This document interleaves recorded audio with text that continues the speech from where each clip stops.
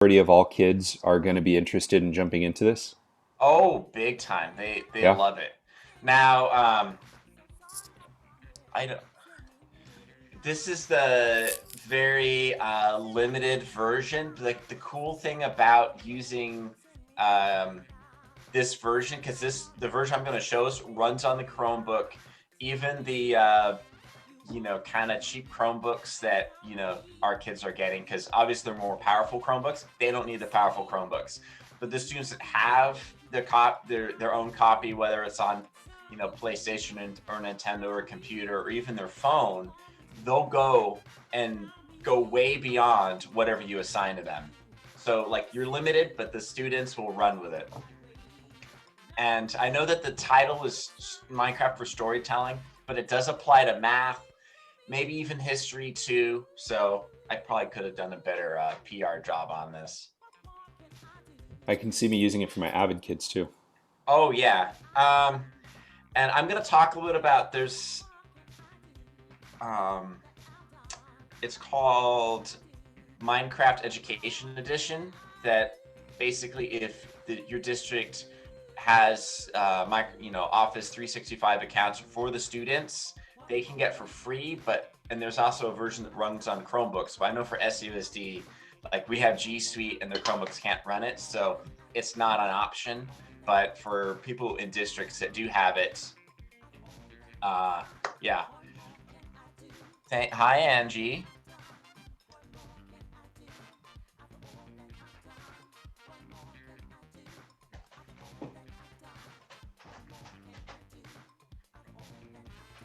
Oh, I have 14 people in here and only 9 in the Nearpod. This is like when I try to get my students into a Nearpod.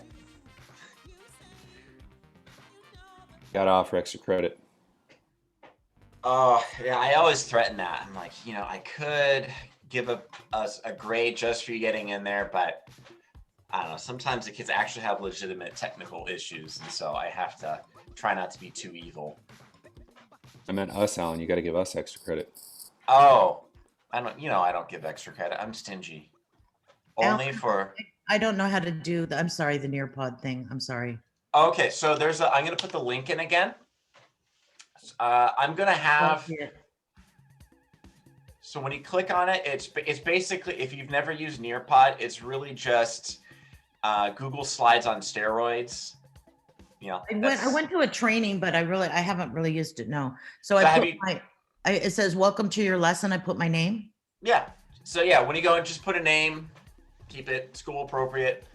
And then it's just, you'll follow along with a slideshow. And this is actually good for something with remote learning where kids might get kicked out of the meeting. When they come back in, they rejoin the Nearpod and they're on the same slide as the teacher. Oh, okay, cool. That's awesome. Yeah. Thank you.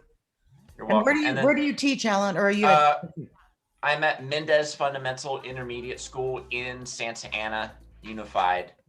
I'm at Reach in Santa Ana. That's why. Oh, cool. So I don't have a bunch of kids. So, but this kind of thing, especially for our kids at Reach, would be so freaking awesome. They would just love it. They would just love it. Yeah, as I said, I'm going to show us the limitations, but also I have some, I've did pull some videos of the kids sharing theirs. I wasn't able to like cover up their faces with emojis and what, so I found 4 videos, and you'll see there's a mix of some of them using the Minecraft Classic, which runs on their Chromebook, as I said, and then ones that have the full game. And so you'll kind of see that the kids will run with it. Cool. Oh, no Ruth Angie? Did she retire? Oh, wow. I see someone here from Santa High School. I actually graduated from Santa High School, so I am a Saint, but I also taught at Century for 4 years, so I'm a Centurion, and now I'm a Mustang, so I'm a little bit of everything. Yeah, the offer this year was very good. If I was in Reach, it would be a very, very tempting offer. Okay, I know they said that we're pushing things to 10:30. I don't know how many more people are going to be popping in here. Obviously, it's totally up to them. But as I said, as long as you're on the Nearpod, you're able to follow along. Okay, so a little bit about myself. I It's my 9th year teaching. I feel old now. And I'm at Mendes Fundamental Intermediate School in Santa Ana, California. This will be my 5th year that now. I've taught all from 6th grade all the way up to 12th grade, mostly ELA with some newcomer ELD. I did 1 year, and now I'm also the speech and debate coach for my school. I've also done yearbook. So I've definitely done a lot of stuff. I also did, Greg, I also did student teaching at Godinez. Do I count myself as a Grizzly? I don't know, but I student taught with Ernie Kanata there, who has since retired. So I had Coach K and Jason in history who plays guitar every day. Big time Grateful Dead guy. Yeah, I remember his Kanata's son is in no, I'm drawing a blank on the band's name. But yeah, they're good. They had some hits. Anyway, so I'm going to go ahead and get moving with this because there's going to be some playtime built into this. And as I said, if people come in late, it's okay. We can still get them caught up. So just a little bit about Minecraft so we know what I'm talking about. Oh, we'll do a quick poll just to get a feel for these. I guess I should hide student names so you can feel that you can be honest.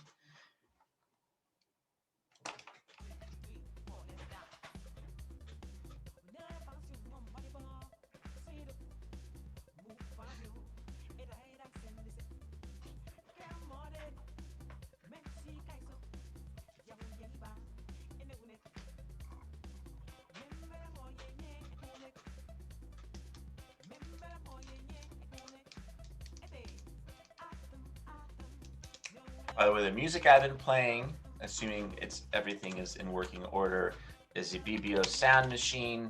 They're from, I think, London.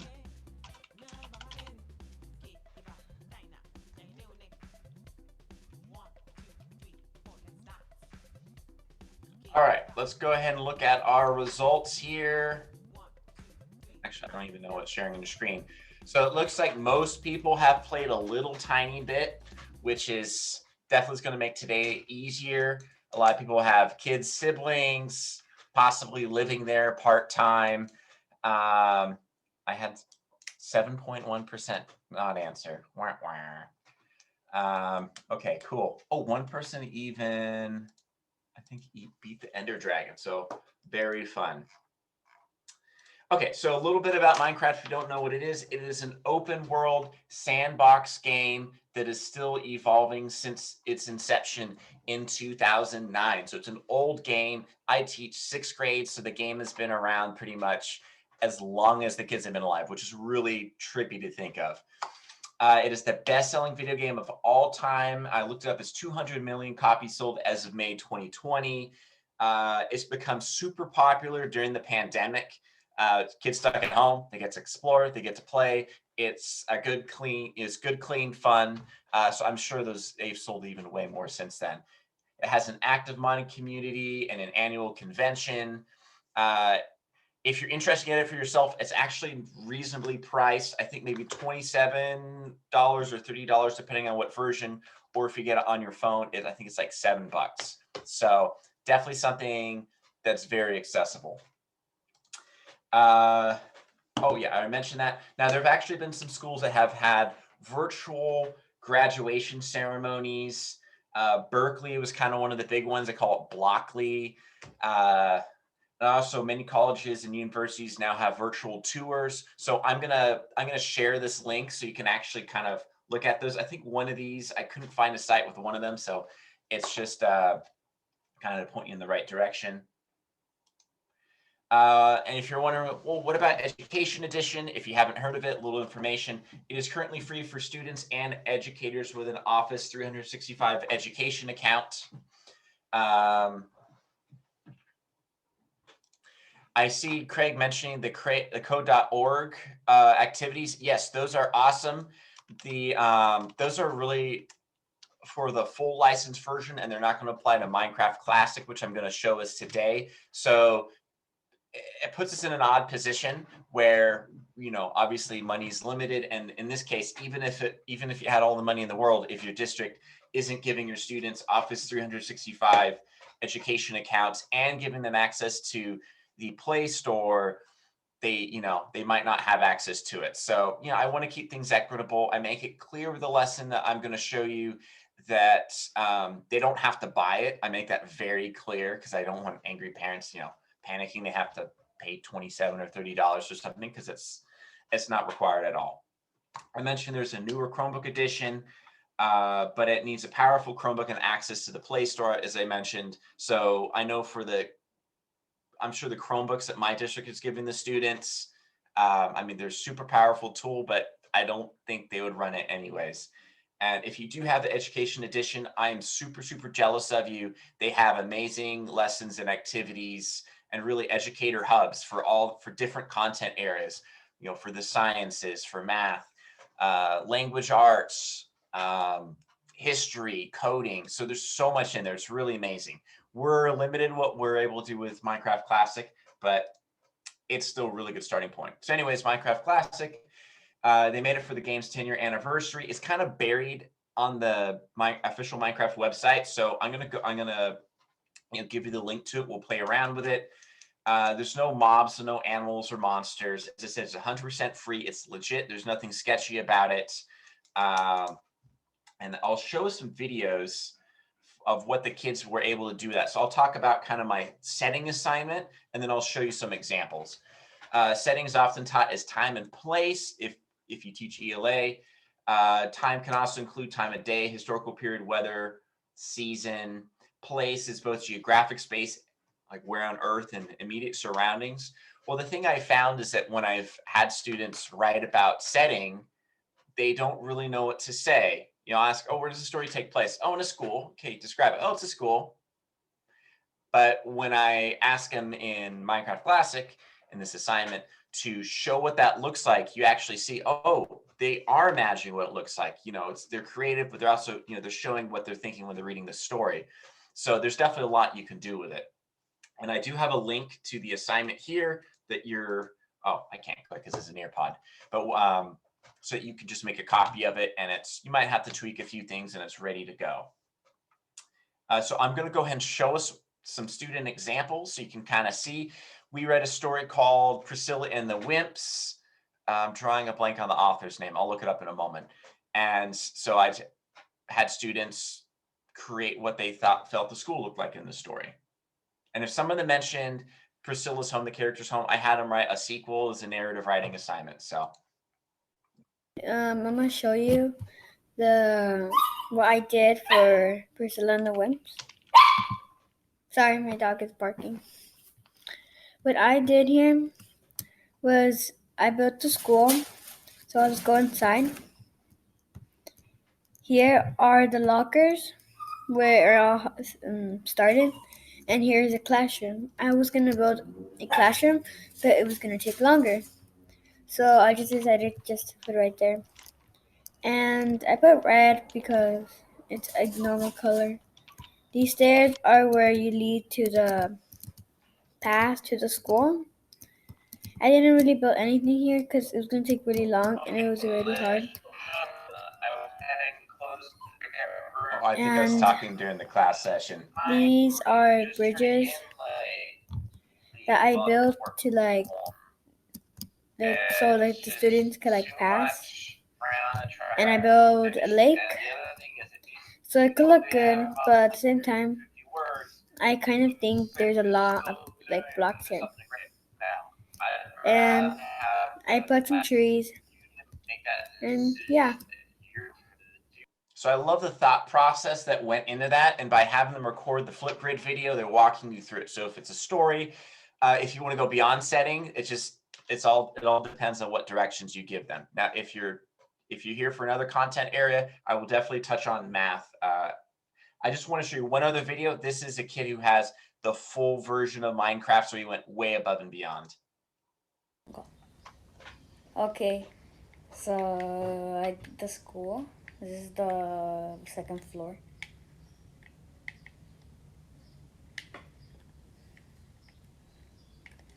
This is the first classroom. Second.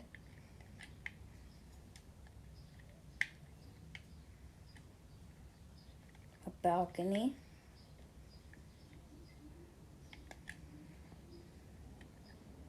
The third classroom.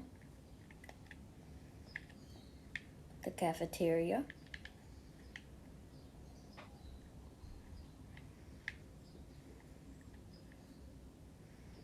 The restrooms. The fourth classroom. I even tell them a number of classrooms to do.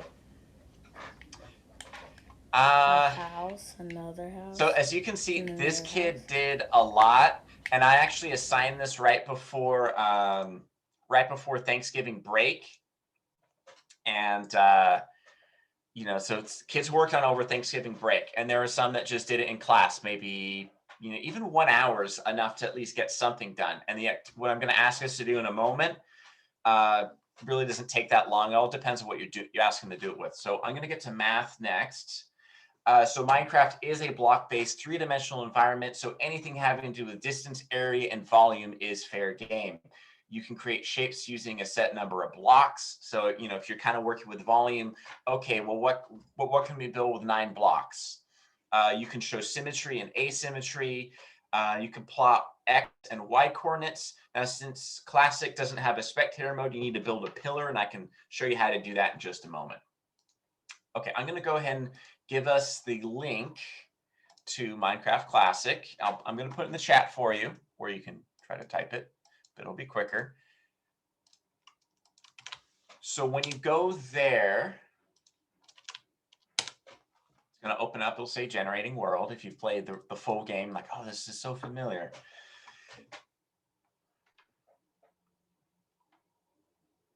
Okay.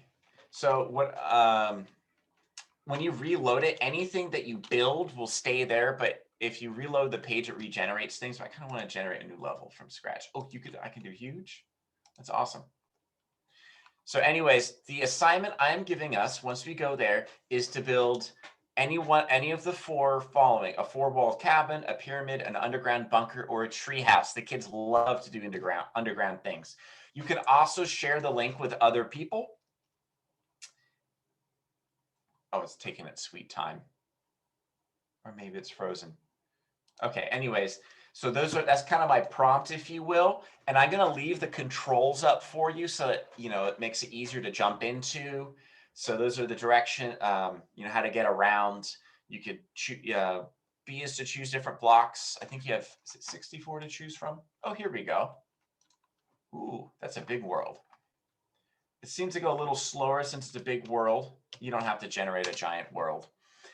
Anything else? So there's, when I had the students record, I actually had them record a Flipgrid, and recently Flipgrid added the ability to record your screen. So if they're recording these on their Flipgrid, on their Chromebooks, you know, they can record it right there. I've had students also kind of point their camera at their TV if they're doing it on their, you know, Xbox or Switch. There's lots of ways to do it. So I'm going to go ahead and I'm going to give us time to play.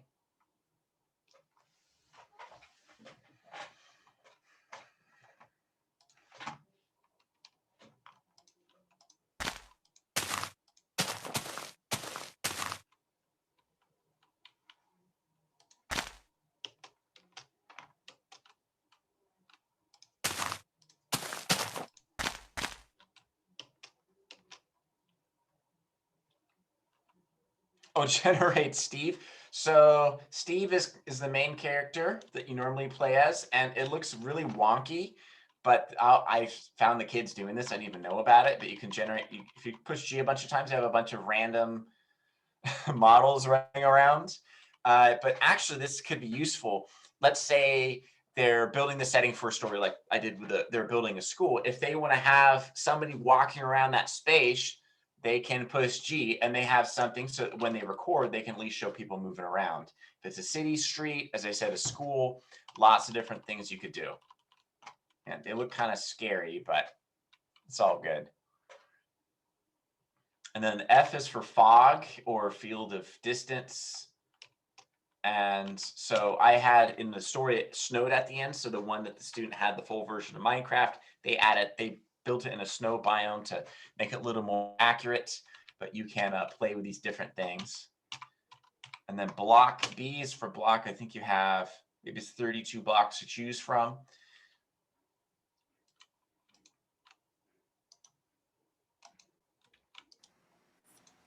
Any questions? Yeah, Alan, will you remind me, what is our task? What are we trying to do? Okay, so we are trying to build a house. It can be a cabin with 4 walls. It could be a pyramid, an underground bunker, a tree house. And if you've made some progress, I actually made a Flipgrid for us to record just so that you can practice that and you know how to have the students do it. So once you're ready to record, you can tell us a little about your house.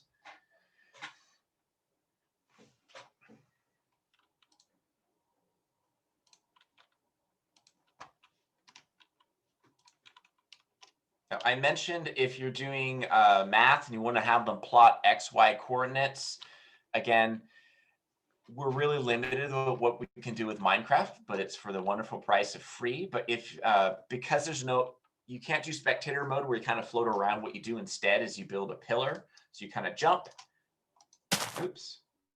So the right button is switching between breaking and placing blocks. So if I keep jumping, then you can look around. So if you build something that's on the ground, that's how you would have them go and show it. And they could always make a staircase. You'd be amazed how much time students will put into this.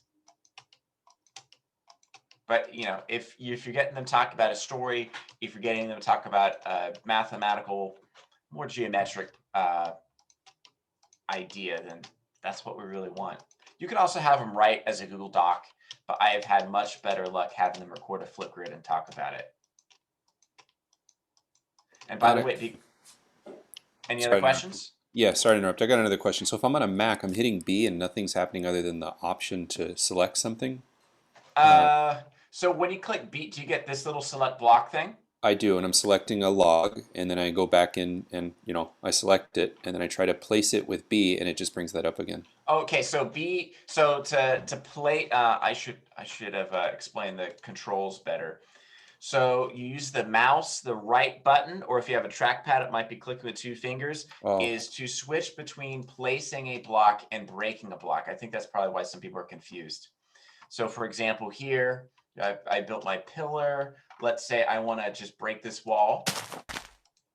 And then when I right click, I can go back to placing a block, and I can even build a staircase up to that, which would probably take a while, but I can if I really want.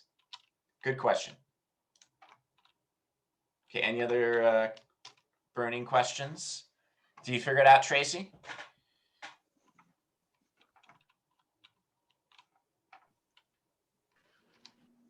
Ellen, I love Minecraft for students. I personally can't play because I get really dizzy with the motion. But I had a question about Microsoft Education. Have you used it before?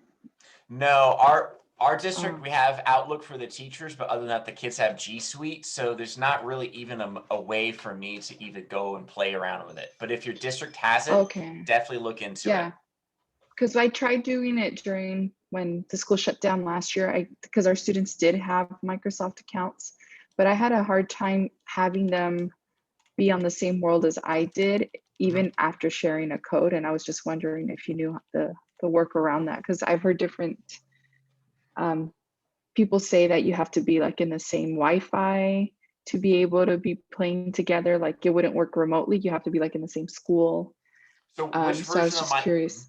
Which version the education, the education version, because our students did have Microsoft accounts, and I did have them download it, and they downloaded it. But once I would share the code so they could be on my lesson, they couldn't access it. It was just denied. So I didn't know why. I would reach out to your district's IT department, because I've heard of you know, someone who I work, you know, kind of helped me out a little bit from Q. He's out in, I think, Harupa Valley, and he said that his IT department like totally closed down the Play Store, so the kids can't even get it on their Chromebooks. because it could be something having to do with that. As I said, well, I they were haven't even downloading had. it on their own computers. Mm-hmm. So they weren't even using Chromebooks. They were using their own computers. And our school has laptops. We don't have Chromebooks. So they were able to download the game no problem. But when you're as a teacher, you want to share a code so that your class can come into your Minecraft world and then you can do activities. It wouldn't let them do that because they were at home and I was at my house. It was during the remote pandemic, when everything shut down back in March. And so I was just wondering if you had any experience with that. That's okay. This is good. At least we have a free version. Yeah, the thing I do know is that like if you just have regular Minecraft, you can play with other people on on a Wi-Fi network, but you have to pay extra money to do the realms, and that's it's kind of more their multiplayer, or you'd have to kind of set it up kind of to do like a networked game.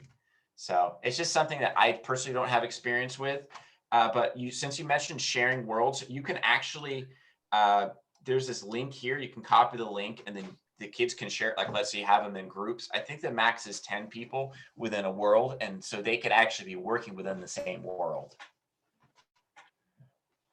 But you have to warn them that if they they should save their link, and then when they reload, it'll save what they built, but it'll regenerate everything else. So they should leave that tab open and kind of, if they're working with, maybe in one class session, if you kind of get it all knocked out, then that might kind of prevent that problem. Okay, excellent question. I wish I had a better answer for you on the education network part. Yeah, because I've looked at. I'm sorry, I was just going to add, we had for esports, we had to get certain websites ported, which is not just connecting, it's also giving a pipeline of communication and having the school district or their, whatever it is that they do, allow that. So it may not just be about logins and passwords. The district might need to port something, and usually they lock the ports down. So that explained it, at least for our League of Legends when we were doing that. Yeah, that's a good point. Thank you for sharing.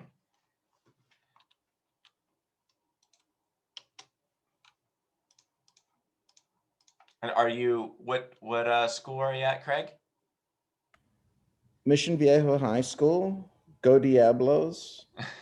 Cool. And I'm teaching comp sci there. So yeah, I know that someone built a working computer in Minecraft. Yes. I know that you can win Minecraft without mining a single block, but it's like complicated. Yeah, the speed runs, and there's this like drama that, oh, this person cheated, and yeah, it's this whole thing. It's a whole thing, and I'm a big fan of students using Minecraft and Roblox because we had Lego, right? And spatial awareness and that. But thank you. Oh, no problem. Yeah, once I kind of came up with the concept, like this kind of wrote itself. All right, let's see. Did we have anybody upload their Flipgrid? Okay, so I'm just going to show really quickly so that we know how to record to share a screen. If your district does not have Flipgrid, then recording a video through YouTube might be an option. I honestly don't even know what other options there are out there. But obviously, you need to remind the kids they have to turn their camera off when they record, and then there's like the 3 buttons. I'm wondering if it'll let me show you. It's not letting me. So when you go to actually record. Oh my God. You okay? No, but that's okay. I'll live. Are you, where are you? Well, I finally figured out I've only had this Mac for like a couple of months, and I've always done PC, and the whole trackpad and everything is like really like yikers, but which is fine, but I've never done anything with Minecraft, so I didn't know the buttons or whatever. Yeah. But I couldn't get back to the chat, and I I finally just kind of like did my hand thing and I went to the other screen, but I don't understand anything about how to do the Minecraft thing. So, well, at least playing around with it. I mean, you could push this out next week. You know, depending what content area you're teaching, you might have to do a little bit of tweaking to the lesson, but you could push this out next week. You at least know enough. You have, you know, you could show the kids the controls and they'll figure it out. They'll want to show you how to do it. Yeah, I know if I had a kid here that could do it, I mean, they would absolutely. I mean, I just feel so inept right now. Okay, so W, A, and D. Alan, Yeah. 2 questions. I mean, well, one, this is pretty cool, but 2 questions. First, you mentioned the kids with the Chromebooks, that their Chromebooks, they're not going to be powerful enough for some of the things that are in here, some of the versions. You said the classic will work. Does that include the newer Chromebooks the kids just got this year? I think some of the kids got newer Chromebooks, right? So even in last year, the kids were totally able to do Minecraft Classic. Minecraft Classic is not a problem. It's the Education Edition, which quite frankly, I don't know if we'd even be able to get in SAUSD. Okay. Then my second question is, I'm doing this on my Mac. It's pretty cool, building a little tree house, but it seems laggy, like it seems slow. And I'm on a Mac, and my internet at my house is pretty good. So do the kids have issues with this with their home internet? Not more than just being in, just not more than the regular remote learning issues, which, as you know, kind of changes day to day, like the weather. I haven't had any comments about using it on a Mac, but it's, you know, it's web based. So the thing I would say is that, you know, I generated a new level and you could generate a small level, because when I did a huge level, it took a long time to make. And then it also seemed a bit slower. So you could try regenerating it as a small world and, you know, try that.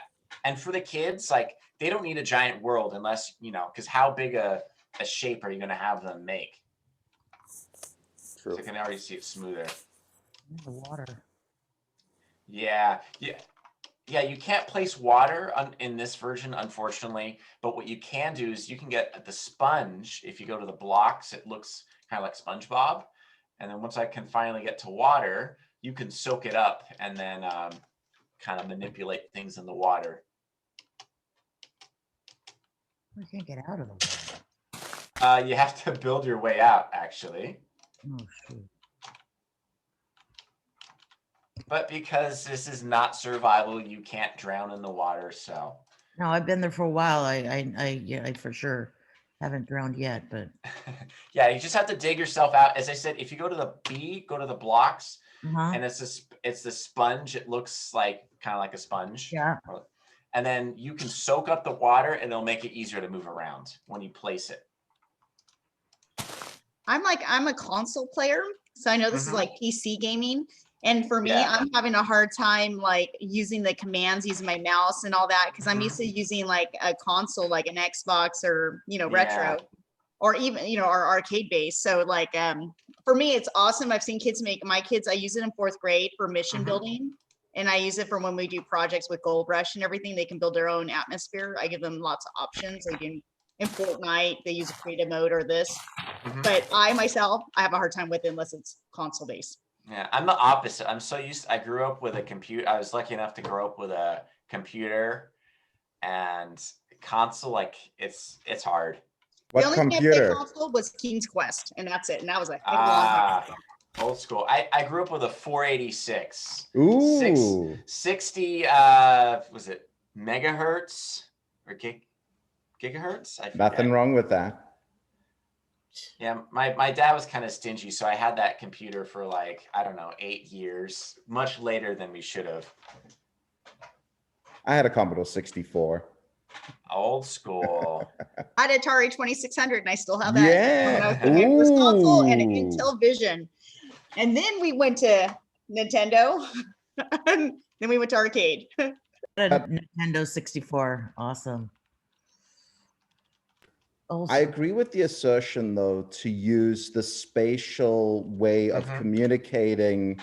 What we were just discussing about the students being able to move the pieces and enact their, like, the agency they need to actually make things happen.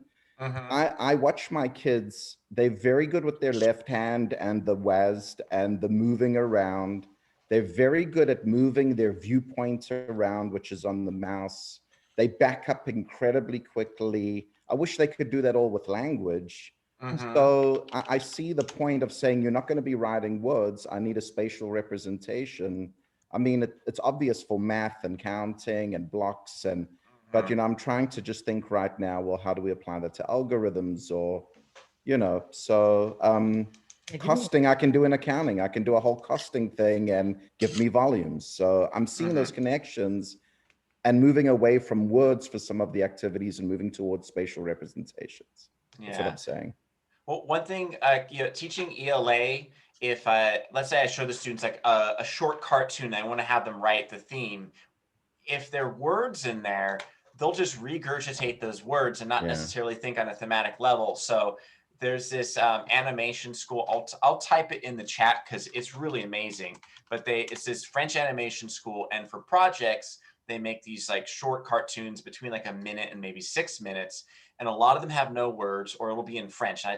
Most of them, you don't even need to understand any of the words. So they see it on a conceptual level, and you get them writing and not just pulling words from the text, which we want them to do in a way, but at the same time to have them come up with something original. So as I said, goblins, have them, you know, check that out on YouTube. Not everything's appropriate, so you have to kind of find the things and to show to the students, but there's a lot of great stuff there. You know, you could have really fun with this is if they're doing a report or they're doing something like history, traveling around the world, is they create that environment that they're talking about, like Notre Dame, and then have them green screen themselves into it as if they're walking through it. And you can do that with the video camera, and that would be really fun too. So it almost feels like they're there, and then you bring mathematics into it because they have to do ratios, they have to scale themselves down, yet they're also telling a story in their history. Yeah. Yeah, thank you for bringing up the history and landmarks. Is that with history, really, again, Minecraft Classic is limited, but you could do I mentioned pyramids, you could do the Arc de Triomphe, you could do, you know, landmarks, and then they can talk about that. It'd take forever if you wanted to cover everything in sand to really make it look like the desert, but you could do enough to at least get the effect. And that green screen idea sounds really fun. I've done it before. I had my kids make their own video game and put themselves in it with green screen. It took us 3 months, but we did it. Wow. Do they need like a computer that's powerful enough to do the green screen? Well, I'm a gamer too, so I brought my own gaming laptop and I bought all the green screen equipment. And luckily there wasn't a teacher next to me, so we turned that into our production room. And so the kids would go as I was teach. I had a director, and the director would call kids out when it was their turn to film their part. And then everybody had to audition for all the different parts, you know, if they wanted to be pre-production, production, or editing crew. And then, so I made them do a job interview. They had to come line up out my door dressed up and everything. It was really fun. That sounds awesome. Okay, I see Jebediah is saying he's on a Mac, he's having trouble. So to switch, I know that with Chromebooks, when you have a trackpad, if it doesn't have a separate right and left button, you can click with 2 fingers about an inch apart, and that counts usually as right click. You can also do a quick double. It all depends on how your trackpad is set up. Hey, Alan. Yes. I wanted to see if I can do it, so I dug a really deep hole, and now I'm stuck at the bottom. How do I get out? You'd have to, because there's no spectator mode where you can float. You're going to have to dig yourself out, or you could do the jumping pillar, or you can do the jumping pillar. So that's probably going to be easier. So what you do is you look down, and you jump, and you place. Jump and place. Okay. So it takes a while, but it works. And will you explain the pillar? Because I saw you created this really tall pillar. Is that the same idea? Instead of in the hole, you're just going to do it? Exactly. Okay.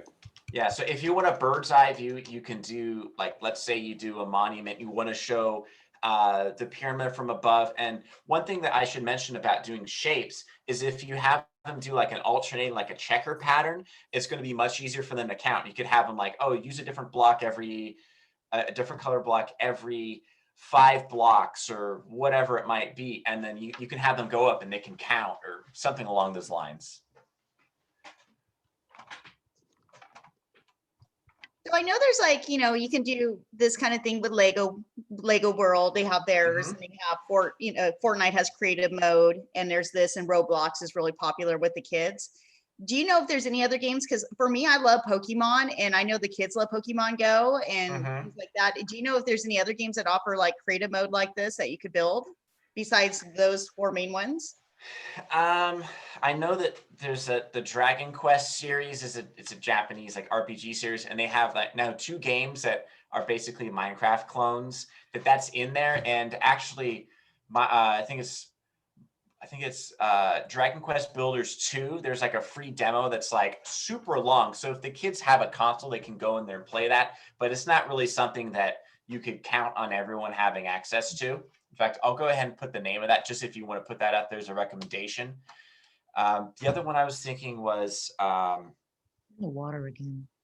oh, as I said, you could use a sponge because you move so slowly in the water. Yeah, but I mean, this runs on Chromebooks, even the Chafita Chromebooks that Santa Ana and a lot of districts, I'm not trying to dump on Santa Ana, but, a lot of districts, they're getting that, they're buying bulk the Chromebooks. I don't, probably cost a couple $100. They're not the super powerful ones. But honestly, there's not all that much that necessarily runs on Chromebooks versus if, you pay that same money for a Windows computer. So I just don't even know how big a market they have for that.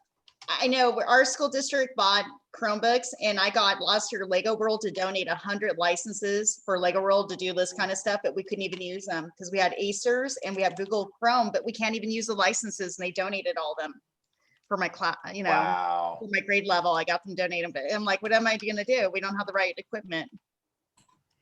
Hey, everybody. I just wanted to let you know, and Alan let you know, we have about 3 minutes left in this session. We're going to be finishing up at 11:15. So thank you so much, Alan, for sharing your expertise. And You're welcome. if anyone had any questions before we go, now would be a good time to ask. Okay.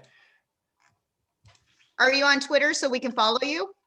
No. I've made a Twitter a long time ago, but I honestly never check it, so I don't want to give us the wrong impression. But if you want to reach out to me, that's what I was going to do. I have a survey. And I was originally going to make, you have to fill out my survey to get access to the resources, but that's kind of silly. So I'm going to go ahead and just put the Google Slides in the chat. You can make a copy of it. It also has the various links. I was going to do collaborate board. We just got so caught up. So anyways, I went ahead and put in the you're welcome tweet. I went ahead and put in the chat. I wish there's science stuff, what we could do for in Minecraft Classic. I'm glad you liked it, everybody. Maybe I should just put the survey in the chat too. I'm just having trouble, I can destroy things really good. But placing with the, I think, like you were saying, with the pad, it's just because I have a MacBook Pro or whatever. But I'm not used to, I'm so used to a mouse and the right click. And that's where it's hard to place. I see it, where I'm supposed to place it, but then it disappears. So I have to click again, or what do I do to keep it there? Are you talking about placing or switching? So I go to B, select the sponge, and then how do I place it? So you want to, we talked about the right click thing, or click with 2 fingers about 1 inch apart to switch between breaking and placing. So here, I've right click, I can place, right click, I can break. Okay, I placed it, and then I just walk away and it'll stay? Yeah, see? So I just walk away and it'll stay? Yeah. It didn't. So after you see kind of it's translucent, then you normal click or left click if you have a mouse, or 1 finger click, and then it stays. Okay. And if you're still having trouble, I'd say put the lesson together for the students depending on your content area. They'll love it. Yeah, I'm gonna come over to Mendez and just have you help me. Okay. Now, one of the slides in here, I put together just like a Google Doc. You could also easily turn it into, oh, darn it. Doesn't want me to open it because I have the dang notes. Anyways, I have like a lesson. Oh, here we go. I have a Google Doc. It's already put together. So you could just, change what you need to, enter your Flipgrid code. Obviously, that's for setting if you're doing for math. That shouldn't be too hard to put together. You're welcome, Angie. And then on the first slide, I have my email. So feel free to reach out to me. Yeah. Yeah, thanks, Alan. This was cool. They're calling us back, but thank you very much. Oh, you're very welcome. I'm glad everybody enjoyed it. Yeah, thanks, Really good. Alan. Thank you. Thank Welcome. you. Have a good one. You too. Yeah, I just wish I would have had my PC instead of this. Well, you have the rest of the weekend to play with it, right? Right? I also get very sick with first-person shooters. Whoever that Yeah. was, you're not the only one. I get all the sicknesses and games too. Mm-hmm. Like, See, you just did it right there. You just did it right there. oh,